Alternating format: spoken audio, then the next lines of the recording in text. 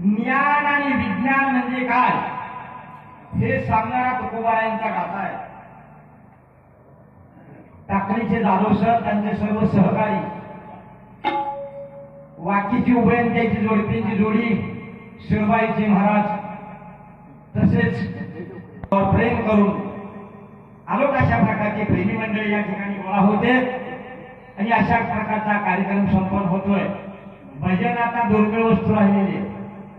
भजन ही दुर्मिळ वस्तू, कारण टीव्ही आणि मोबाईल यांना प्रत्येक माणसाला वाटू लागला आम्ही फार पुढे गेलोय. अरे तुमच्या जर आत्मा नसेल, तुमच्याकडे ज्ञान नसेल तर मोबाईल चालवणार कोण? करता आणि कळविता तो भगवान आहे. 16व्या शतकाच्या पाठीवर पाहिला गेलं तरी अत्याचार, अनाचार, अन्याय अशा प्रकारचे जुलमी राज्य आपल्या महाराष्ट्रावर आलं. या महाराष्ट्राला कोणी त्राता उरला नाही. त्याच वेळी आमच्या जगद्गुरु तुकोबारायांनी छत्रपती शिवाजीराजे सारख्याला महान अशा प्रकारचं सहकार्य केलं. त्यावेळेचे कॅप्टन म्हणजे तुकोबाराया. त्यावेळेचे कॅप्टन म्हणजे तुकोबाराया.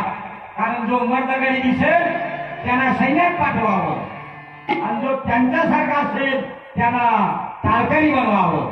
हे काम तुकोबारायाने केलं आणि त्यामुळे हिंदवी स्वराज्याची स्थापना झाली.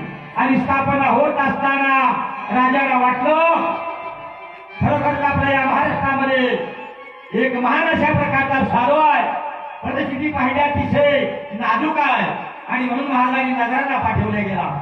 परंतु नाही त्याचा स्वीकार केला महाराज. हो, नगराला माघारी पाठवला गेला आणि फक्त एकच ध्यास घेतला गेला. महाराजांना असणारे तुकोबाराया म्हणतात